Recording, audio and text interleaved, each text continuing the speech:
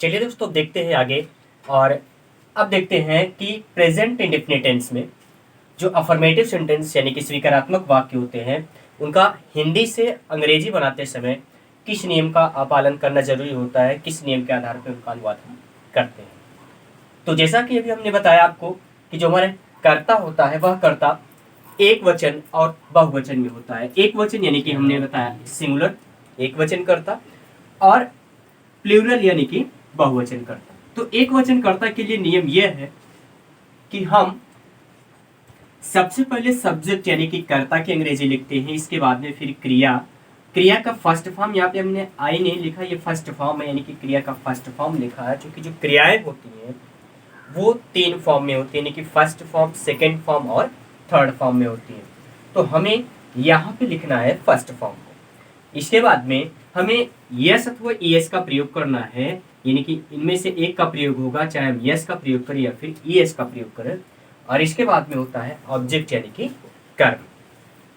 और अगर हम बात करें प्लूरल नंबर यानी कि बहुवचन कर्ता की, तो बहुवचन कर्ता में हमें सबसे पहले लिखना है सब्जेक्ट यानी कि कर्ता को, और कर्ता के बाद में जो दोबारा उसके बाद में जो दूसरा शब्द आएगा वो होगी हमारी क्रिया, और क्रिया का फर्स्ट फॉर्म ही रहेगा यानी कि पहला रूप ही रहेगा, और इसके बाद में हमें लिखना है ऑब्जेक्ट यानी कि कर्म।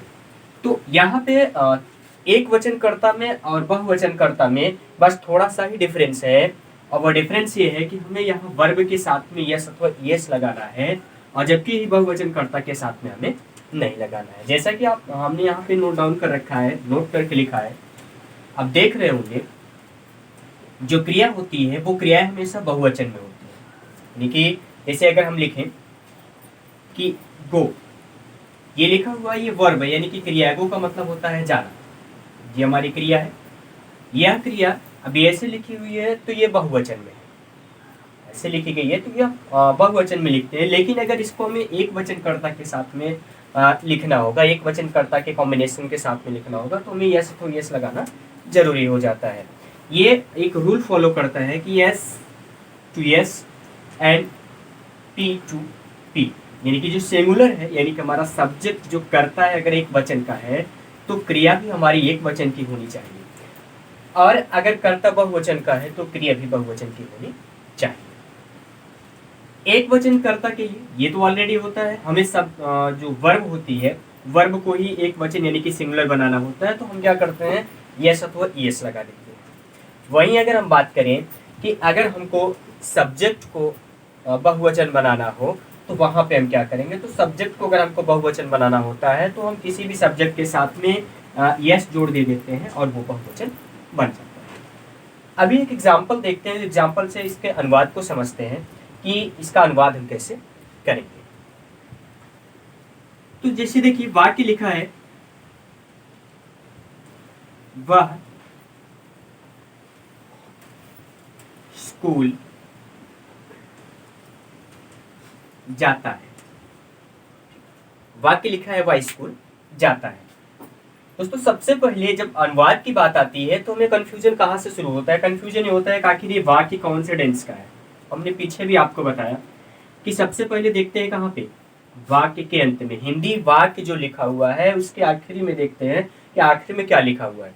तो यहाँ पे आखिरी में लिखा हुआ है ता है, यानी कि कौन सा डेंस है, प्रेजेंट इंडेफिनिट टेंस।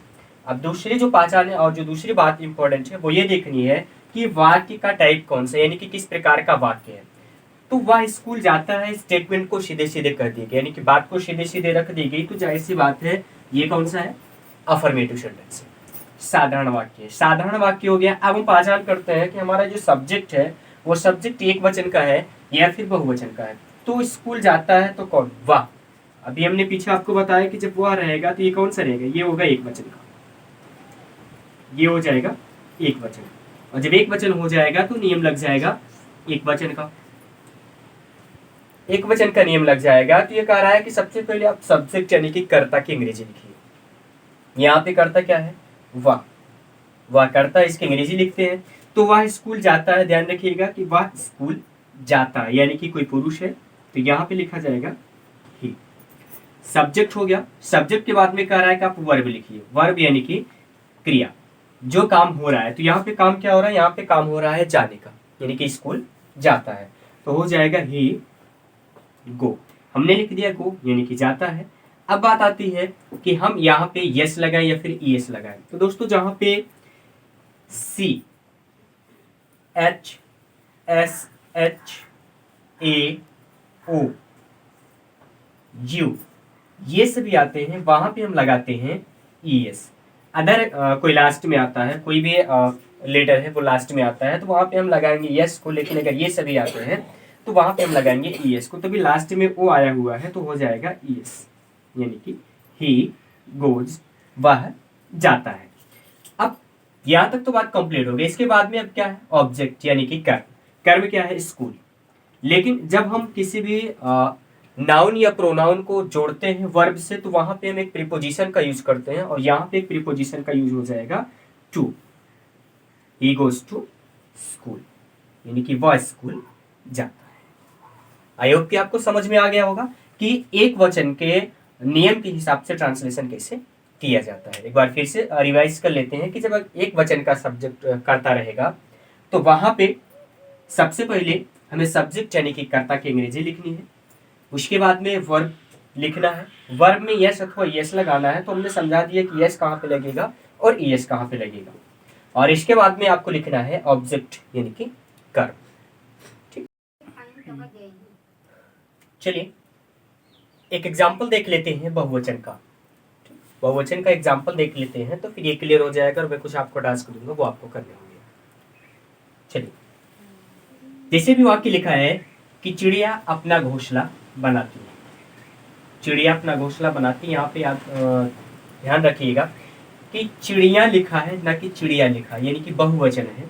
तो बहुवचन है तो हमारा जो नियम लगेगा वो प्लूरल सब्जेक्ट वाला नियम लगेगा, यानी कि सब्जेक्ट वर्ब और ऑब्जेक्ट। यानी कि यहाँ पे हमको यस अथवा यस लगाने की जरूरत नहीं। इसके पीछे वजह क्या है, वजह यही है कि हमारा जो सब्जेक्ट है वो भी बहुवचन है, और जब वर्ब होता है, वर्ब तो ऑलरेडी बहुवचन होता है। तो चलिए इसका ट्रांसलेशन कर लेते हैं। तो चिड़िया अंग्रेजी क्या हो जाएगी, बर्ड्स। बर्ड्स। अब बनाती है, बनाना का होता है कि क्रिएट होता है, मेक होता है।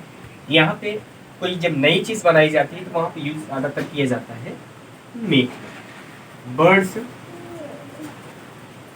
मेक अपना घोंसला बनाती है, तो यहाँ बर्ड्स क्या है, बहुवचन है। तो बहुवचन में अपना के लिए हो जाएगा their. Birds make their nest, यानी कि चिड़िया अपना घोंसला बनाती है। तो बहुवचन के लिए इस तरीके से अनुवाद किया जाएगा। अब आपको कुछ मैं सेंटेंस दे रहा हूँ, उनका ट्रांसलेशन आपको करना है, और उन ट्रांसलेशन को आपको खुद से प्रैक्टिस करनी है और कमेंट बॉक्स में लिखना है। सो फर्स्ट वन,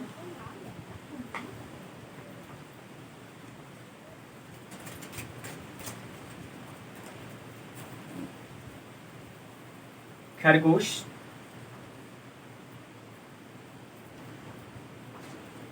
गाजर खाता है।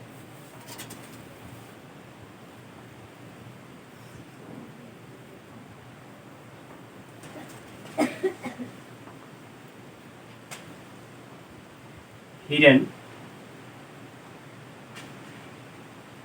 ठंडा पानी पीता है।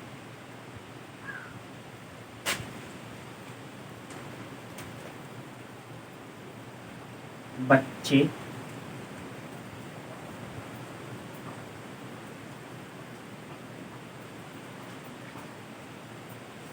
शोर करते हैं।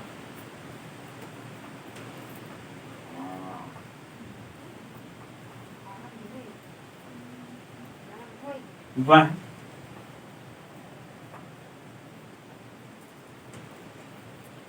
किताब पढ़ता है। एक और लिख लीजिए।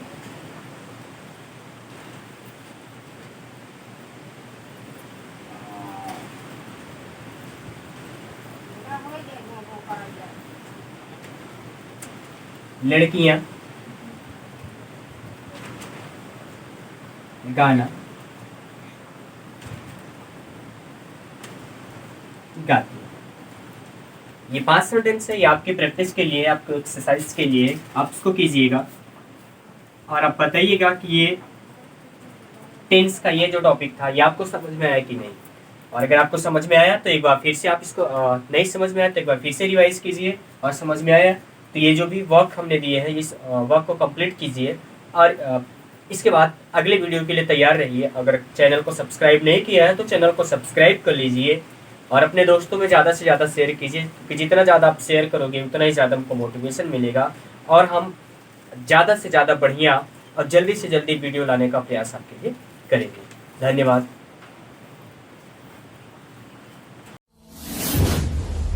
To get more videos, please like, share and subscribe the channel.